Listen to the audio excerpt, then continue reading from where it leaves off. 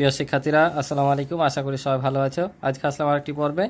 এ পর্বে আলোচনা করব অধ্যায় 3 48 পৃষ্ঠা 9, 10, 11, 12 এই 4টি অঙ্ক নিয়ে আজকে আলোচনা করব। তো তোমরা শেষ পর্যন্ত ক্লাসটি দেখবে, আমি তোমাদেরকে সহজ করে বুঝে দেওয়ার চেষ্টা করবো ইনশাআল্লাহ। আর আবার চ্যানেলে নতুন হয়ে থাকলে অবশ্যই চ্যানেলটি সাবস্ক্রাইব করে আমার পাশে থাকবে এবং ভিডিও ভালো লাগলে অবশ্যই ভিডিও শেষে একটি লাইক এবং কমেন্ট করে তোমাদের মতামতগুলো জানাবে। তো চলো আমরা অঙ্কগুলো শুরু করি। তো বলছে সবচেয়ে ছোট কোন সংখ্যা 9 ও 12 দ্বারা বিভাজ্য। ঠিক আছে, তো এই অঙ্কগুলো করার পূর্বে আমি তোমাদের বলে দিই, আমি বলেছিলাম লিখিত অঙ্ক আসলে লিখিত অঙ্কে কিভাবে বুঝবা যে কোনটা গসাগু কোনটা লসাগু করতে হবে। তো এখানে কিছু নিয়ম আছে যেগুলো দেখে তুমি বুঝতে পারবা যে এটা গসাগু করতে হবে নাকি লসাগু করতে হবে। তো জিনিসগুলো কি, যখন ন্যূনতম, ক্ষুদ্রতম, ছোট, কমপক্ষে এই রকম কথাগুলো থাকবে তখন জানবা লসাগু করতে হবে। কি বললাম? ন্যূনতম, ক্ষুদ্রতম, কমপক্ষে, ছোট এই কথাগুলো বুঝালে লসাগু করতে হবে। আর যখন বৃহত্তম, সর্বাধিক, সর্বোচ্চ, বড় বুঝাবে তখন কি করতে হবে? গসাগু করতে হবে। কি বললাম? যখন সর্বোচ্চ, সর্বাধিক, বৃহত্তম, বড় বুঝাবে তখন গসাগু করতে হবে। এক কথায় ছোট বুঝালে লসাগু আর বড় বুঝালে গসাগু। এখন বলো এই অঙ্কটা কি করতে হবে? বলছে সবচেয়ে ছোট কোন সংখ্যা 9 ও 12 দ্বারা বিভাজ্য। সবচেয়ে ছোট বলেছে, তাহলে ছোট বললে কি করতে হয়? একটু আগে বললাম লসাগু করতে হয়। তার মানে এই দুটো আমাদের কি করতে হবে? লসাগু করতে হবে। অর্থাৎ এদের লসাগু 9 এবং 12 দ্বারা বিভাজ্য হবে। তাই বলছে কোন ছোট সংখ্যা 9 এবং 12 দ্বারা বিভাজ্য হবে। অর্থাৎ আমরা যে লসাগুগুলো পাই ওই লসাগুটা, যে সংখ্যাগুলো আমরা লসাগু করি ওইগুলো দিয়ে নিঃশেষে বিভাজ্য হয়। বুঝতে পারছো? তো আমি একটু দেখে দেবো শেষে। তাহলে আমাদের এটা কী করতে হবে? লসাগু করতে হবে। তো চলো করে ফেলি, কিভাবে করতে হবে দেখিয়ে দিই। তাহলে আমরা এখানে লিখব 9 ও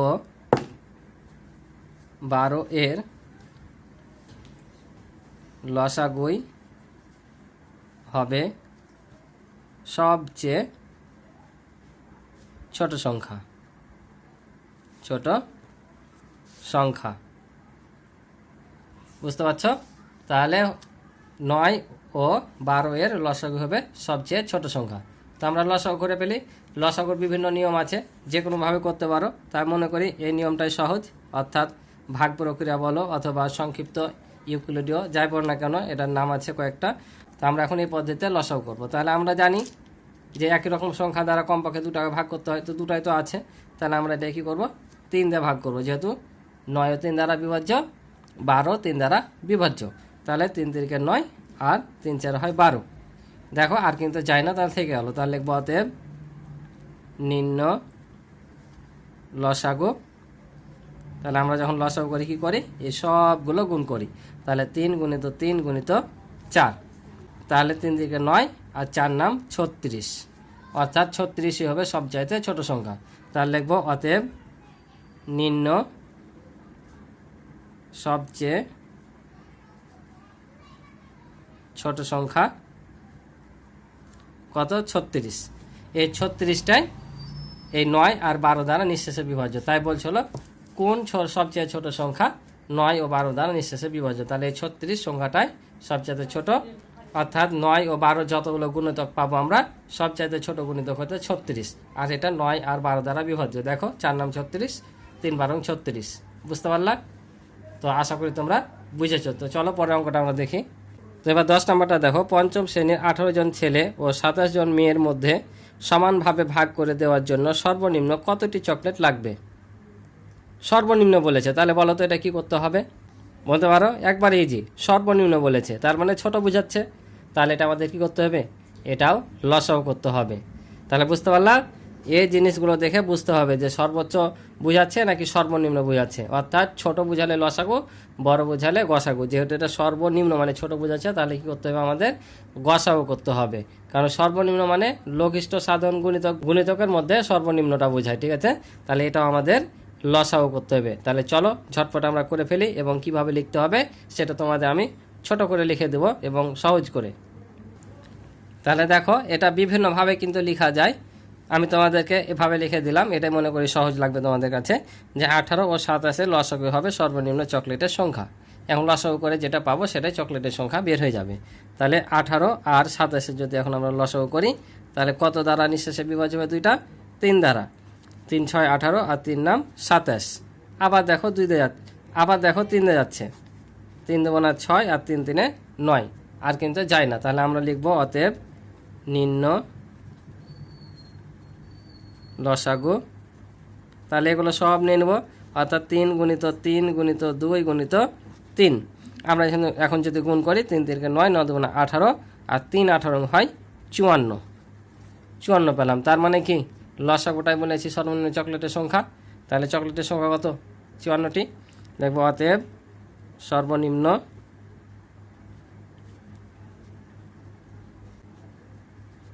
চকলেটের সংখ্যা 54টি। ঠিক আছে, এটা হচ্ছে উত্তর। তোমরা এখানে এভাবে লিখতে পারতা যে এত এত লসাগু যত হবে ততজন শিক্ষার্থীর মধ্যে চকলেটগুলো ভাগ করে দেওয়া যাবে, এভাবে লিখতে পারতা। আর এখানে উত্তর দিতে পারতা যে সর্বনিম্ন 54টি চকলেট শিক্ষার্থীদের মধ্যে ভাগ করে দেওয়া যাবে। তো দরকার নেই, তোমরা এটুকুই লিখবা। ঠিক আছে, তো আশা করি তোমরা বুঝতে পেরেছো। তো চলো পরের অঙ্কটা দেখি। তো পরের অঙ্ক বলছে দেখো, সর্বাধিক কতজন শিক্ষার্থীর মধ্যে 22টি আম ও 66টি লিচু সমানভাবে ভাগ করে দেওয়া যাবে। সর্বাধিক বলেছে, তার মানে এটা কি সর্বোচ্চ, বড় বোঝাচ্ছে না? তাহলে এবার বলো কি করতে হবে এটা। তাহলে আমি যে ফর্মুলাগুলো বললাম এগুলো যদি মনে রাখো তাহলে তোমরা যে কোনো অঙ্ক বলে দিতে পারবা যে লসাগু করতে হবে নাকি গসাগু করতে হবে। ঠিক আছে, আবারও রিপিট করে দিই, ন্যূনতম, ক্ষুদ্রতম, সর্বনিম্ন, ছোট এগুলো বুঝালে লসাগু, আর সর্বোচ্চ, সর্বাধিক, বৃহত্তম, বড় এগুলো বুঝালে গসাগু। ঠিক আছে, তাহলে এটা সর্বাধিক বোঝাচ্ছে, এটা কি করতে হবে আমাদের? গসাগু করতে হবে। ঠিক আছে, তো চলো আমি করে দিই এবং কিভাবে লিখতে হবে সহজভাবে আমি তোমাদের কথাগুলো লিখে দেব। তাহলে দেখো আমরা লিখে নিলাম যে 22 ও 66 এর গসাগুই হবে সর্বাধিক শিক্ষার্থীর সংখ্যা। ঠিক আছে, এটা কিন্তু বিভিন্নভাবে লিখতে পারো তোমরা। এভাবে লিখতে পারো নির্ণয় শিক্ষার্থীর সংখ্যা হবে এত এত এর গসাগু, অথবা লিখতে পারো যে এত এত এর গসাগু যত হবে ততজন শিক্ষার্থীর মাঝে 22টি আম ও 66টি লিচু ভাগ করে দেওয়া যাবে। এভাবে লিখতে পারো বিভিন্নভাবে। তো আমি মনে করি এর ছোট এভাবে লিখলে তোমাদের জন্য সহজ হবে এবং এটুকুই লিখবা। এটুকু লিখলে তোমরা ফুল মার্ক পেয়ে যাবে, বড় করে লেখার দরকার নাই। ঠিক আছে, বুঝাতে পারলে হলো যে তোমরা এটা গসাগু করছো। তাহলে 22 ও 66 এর গসাগু হবে সর্বাধিক শিক্ষার্থীর সংখ্যা। তাহলে আমরা এখন গসাগু করি। তো গসাগু তোমরা যে কোনো নিয়মে করতে পারো, আমি তোমাদেরকে এই লসাগুর স্টাইলেই করে দিচ্ছি। ঠিক আছে, এভাবেই সহজ হবে। তো এভাবে করলে তো আমরা জানি যে সবগুলো সংখ্যাকেই একই রকম সংখ্যা দ্বারা নিঃশেষে বিভাজ্য হতে হবে। ঠিক আছে, তাহলে আমরা দুটাই যেহেতু জোড় সংখ্যা 2 দিয়ে নিব, আর দুটাই মাত্র সংখ্যা আছে, যাওয়াই লাগবে। 11 দুগুণা 22, আর এখানে হচ্ছে 3 দুগুণা 6, 3 দুগুণা 6 অর্থাৎ 33 দুগুণা 66 হয়। তাহলে এবার কত দিয়ে যাচ্ছে দেখো, 11 দিয়ে যাচ্ছে। 3 5 7 এগুলো কিছু দিয়ে যায় না, 11 দিয়ে যাচ্ছে, কারণ 11 কে 11 আর 3 11 হয় 33।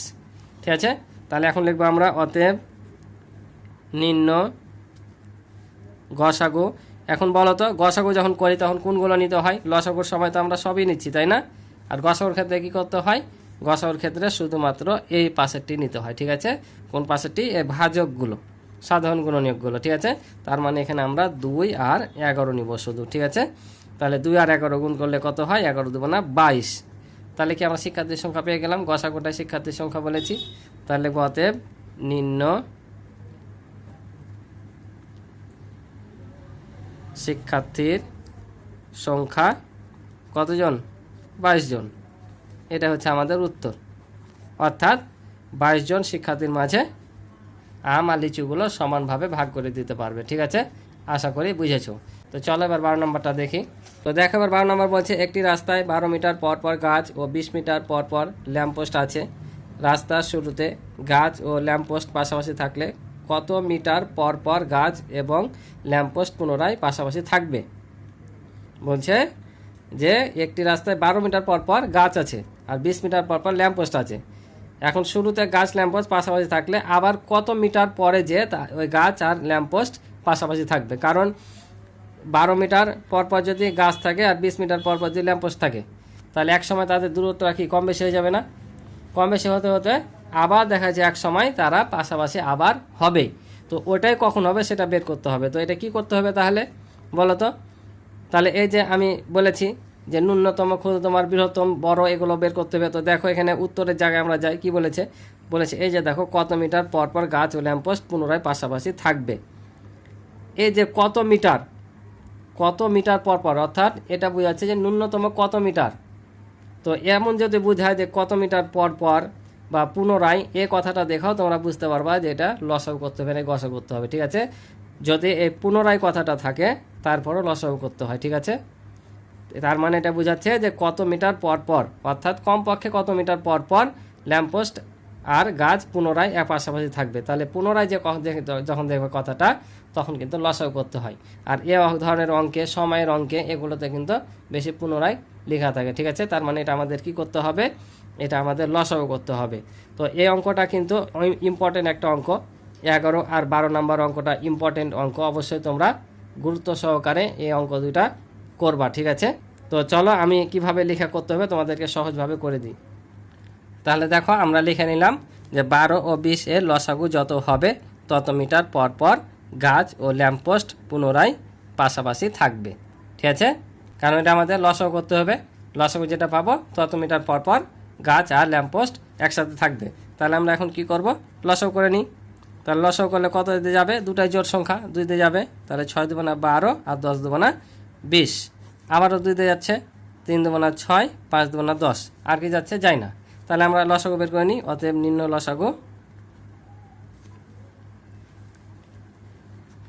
লসাগু, তাহলে 2 গুণিত 2 গুণিত 3 গুণিত 5।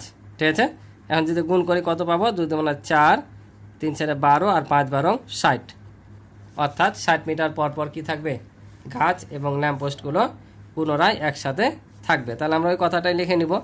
তাহলে 60 মিটার পর পর গাছ ও ল্যাম্পপোস্ট পুনরায় পাশাপাশি থাকবে, এটা হচ্ছে আমাদের উত্তর, অর্থাৎ 60 মিটার। আশা করি অঙ্কগুলো বুঝতে পারছো। তো আজকে এ পর্যন্ত ছিল এই পর্বের অঙ্ক।